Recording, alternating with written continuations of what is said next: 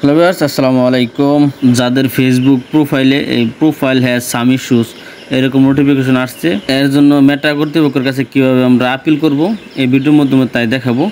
দেখেন এই যে ইস্যুগুলো আছে, এরকম যদি ইস্যু থেকে থাকে তাহলে অবশ্যই আপনার চ্যানেল ফেসবুক প্রোফাইলটা অবশ্যই আস্তে আস্তে সমস্যার সম্মুখীন হচ্ছে।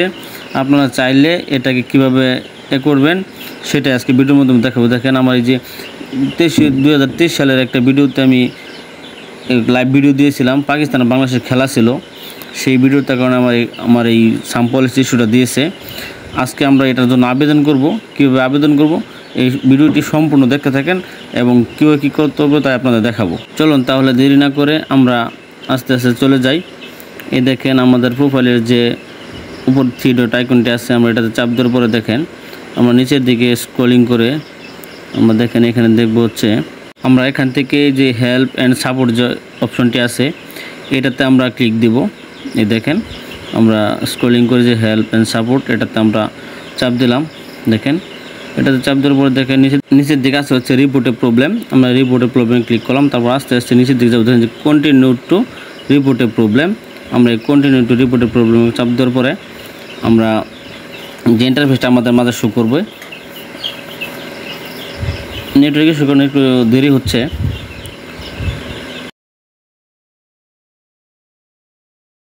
যাই হোক দেখেন চলে আসছে। আমরা এখান থেকে যে ইনক্লুড অপশনটি আছে, আমরা ইনক্লুড অপশনটিতে একটা ক্লিক করব। যদি আমরা ইনক্লুড অপশনটিতে ক্লিক দেই, তারপর দেখেন এরকম একটা ইন্টারফেস শো করবে।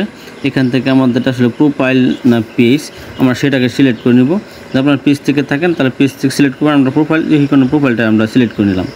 এখানে দেখেন দেওয়া আছে ডিসক্রাইব টু ইস্যু, আর নিচে দেখছেন আপলোড ফ্রম ফোন, মানে একটা যে স্ক্রিনশট আপনার প্রোফাইলের সেটা এখানে আপলোড করতে হবে। আর এখানে ডেসক্রিপশন এর মধ্যে আপনার এই কিছু কন্টেন্ট এখানে লিখে দিতে হবে আপনারা যাদের কাছে আবেদনটা করতেছেন।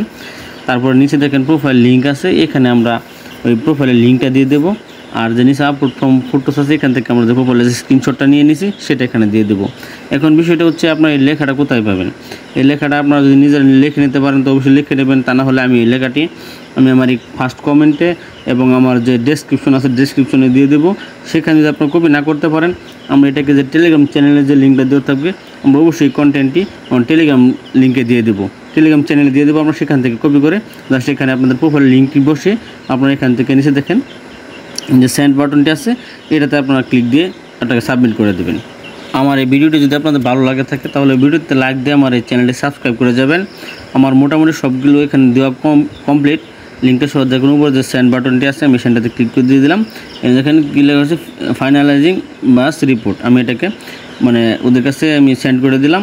এখানে এরা রিভিউ করে পর্যবেক্ষণ করে আমাদেরকে এই রিপোর্টে এই সাম যে ইস্যুটা আছে, এই যে প্রোফাইল হ্যাজ সাম ইস্যু, এটাকে তারা অবশ্যই আশা করি রিমুভ করে দেবে। তো ধন্যবাদ, ভালো থাকবেন সকলেই। আর আমার এই ভিডিওগুলো ভালো লাগলে অবশ্যই আমার চ্যানেলটা সাবস্ক্রাইব করে যাবেন এবং সাথে থাকে বেল বাটনটা অবশ্যই বাজিয়ে দেবেন, যাতে এই ধরনের কন্টেন্ট আরও আপনাদের কাছে দিতে পারি এবং আপনার নোটিফিকেশনটা আপনাদের কাছে চলে যায়। ধন্যবাদ, আসসালামু আলাইকুম।